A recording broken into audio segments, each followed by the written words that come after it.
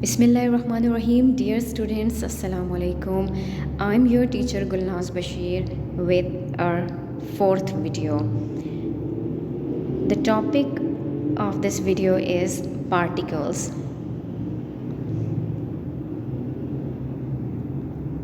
Objectives are, by the end of this video, you will be able to define solids, liquids and gases, differentiate between solids, liquids and gases, and you will also know why a balloon deflates after some days automatically, and effect of air pressure on things, and role of temperature on expansion and contraction of different things. Remember to listen the lecture carefully, write down important points, solve the test yourself question answers. Yes dear students, इस chapter particles में आपको सबसे पहले define किया गया है कि solids क्या हैं, लिक्विड्स क्या हैं और गैसेस क्या हैं। इन तीनों में काफ़ी डिफरेंस है। सबसे पहले तो हम बात करते हैं कि सॉलिड्स की वेल डिफाइंड शेप होती है। सॉलिड वो चीज़ है जिसकी वेल डिफाइंड शेप हो, शार्प एजेस हों और अपनी शेप को वो मेंटेन रखते हों, दे कीप देयर शेप, और ये एक दूसरे के ऊपर फ्लोट नहीं करते। फॉर एग्ज़ाम्पल एनी स्टोन, वो स्टोन एक सॉलिड है। अब हम आते हैं लिक्विड की तरफ। For example water, they do not have well defined shapes, इनकी वेल डिफाइंड शेप नहीं होती, बट ये फ़्लो करते हैं, इनमें एबिलिटी है फ़्लो करने की। जब एक लिक्विड को पोर किया जाता है एक जार से बॉटल में, ये उसी की शेप इख्तियार कर लेता है। इसीलिए तो आप लोग जब फ्रीज़र में कुछ डाल के किसी भी कंटेनर में आप पानी डाल के रखोगे तो वो उसी कंटेनर की शेप को इख्तियार कर लेता है। Liquid has a specific volume which can be measured using a measuring cylinder. Liquid का ख़ास वॉल्यूम होता है जिसको आप मेजरिंग सिलेंडर से मेजर भी कर सकते हो। अब आते हैं गैसेस की जानिब। इनकी वेल डिफाइंड शेप भी नहीं होती और वॉल्यूम भी नहीं होता। जब एक गैस को किसी कंटेनर में डाला जाता है, ये क्विकली उस स्पेस को अवेल कर लेता है। गैसेस के मॉलिक्यूल्स बहुत ज़्यादा तेज़ी से क्योंकि मूव कर रहे होते हैं। गैसेस भी फ़्लो कर सकती हैं, लेकिन उसी वक्त जब उनको एक कंटेनर से दूसरे कंटेनर में डाला जाए। साइंटिस्ट ने एक मॉडल बनाया है ताकि डिफ्रेंशिएट किया जा सके कि सॉलिड में, लिक्विड में और गैस में डिफरेंस क्या है। सॉलिड में क्या होता है, स्ट्रॉन्ग फोर्सेस ऑफ अट्रैक्शन होती हैं,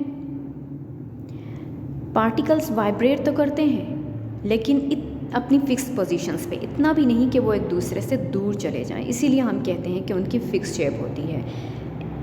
फिर आते हैं हम लोग the model of particle in a liquid. Scientist ने इस लिक्विड का कैसा मॉडल बनाया है। एटम्स और मॉलिक्यूल्स क्लोजली पैक्ड होते हैं, लेकिन इतना भी टाइटली नहीं कि वो मूव ही ना कर सकें। वो मूव करते हैं। They have enough energy to move about more than in a solid, लेकिन सॉलिड से ज़रा ज़्यादा।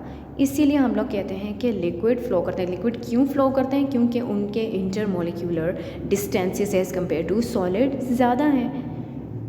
सरफेस के ऊपर क्या होता है, पार्टिकल्स एक दूसरे को अट्रैक्ट करते हैं और एक स्किन सी बना लेते हैं। नेक्स्ट है जी a model of the particle in a gas. Atoms और मॉलिक्यूल्स गैसेस में सबसे ज़्यादा डिस्टेंस पे होते हैं, बहुत दूर दूर होते हैं और बहुत क्विकली मूव करते हैं और एक दूसरे के साथ इतने ज़ोर से टकराते हैं कि उनमें अट्रैक्शन भी पैदा हो जाती है। वो स्ट्रेट लाइन में भी मूव करते हैं, फ्रीक्वेंटली कोलाइड भी करते हैं, एक दूसरे के साथ भी तेज़ी से वो टकराते हैं और जो जिस कंटेनर में गैस को डाला गया होता है उसके वॉल के साथ भी वो कोलाइड करते हैं। गैसेस के दरमियान बहुत ज़्यादा फासला होने का जो फासला होता है, इससे हम ये एनालाइज़ कर सकते हैं कि उनको ईज़िली कंप्रेस भी किया जा सकता है।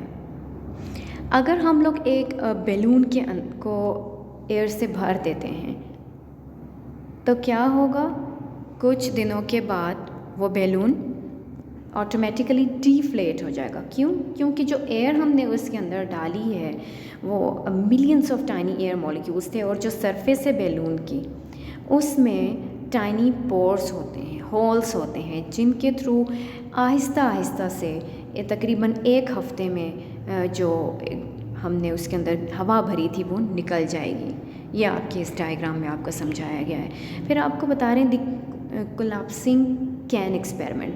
अगर हम लोग एयर प्रेशर की बात करें तो ये एक कंटेनर था पहले जिसमें एयर मौजूद थी, बाहर भी एयर मौजूद होती है, तो दोनों का एयर प्रेशर इक्वल होने की वजह से कैन आपको अपनी प्रॉपर सही हालत में नज़र आ रहा है। अगर कोई आया उसने अंदर से एयर को निकाल दिया तो क्या होगा, अंदर एयर का प्रेशर कम हो गया, बाहर से प्रेशर ज़्यादा लगा, तो कैन की ये शेप आपके सामने आएगी।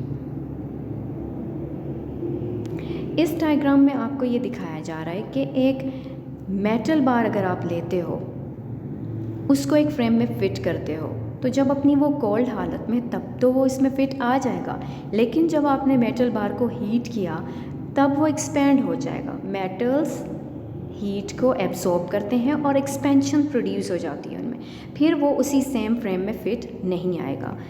ये आपको एक्सपेंशन इन सॉलिड्स बताया जाता है। अब एक्सपेंशन इन लिक्विड्स की अगर बात करें तो क्या लिक्विड्स भी एक्सपेंड होते हैं? तो हाँ, आप देख रहे हैं डायग्राम में एक फ्लास्क लिया गया है, उसमें गर्म पानी डाला गया है। जब उस गर्म पानी को एक दूसरे वाटर कंटेनर में डाल दिया गया जो कि गर्म पानी था, तो आप देख सकते हैं इसमें भी एक्सपेंशन प्रोड्यूस हुई।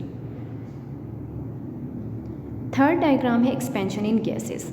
अगर आप लोग एक कंटेनर लो, उसमें भी आप आप पानी लें और आप अपने हाथों से एक पकड़ते हैं टेस्ट ट्यूब, तो आपके हाथों से भी गर्मी निकलेगी और टेस्ट ट्यूब के थ्रू जो गैस आपने उस ट्यूब में डाली थी वो एक्सपेंड हो जाएगी।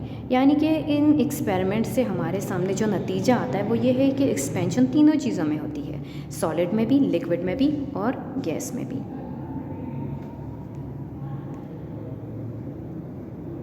होप सो आपको आज की वीडियो अच्छे से समझ आ गई होगी। आपने इससे related question answers assignments complete करते हुए छुट्टियों के बाद लेकर आना है। Thank you so much.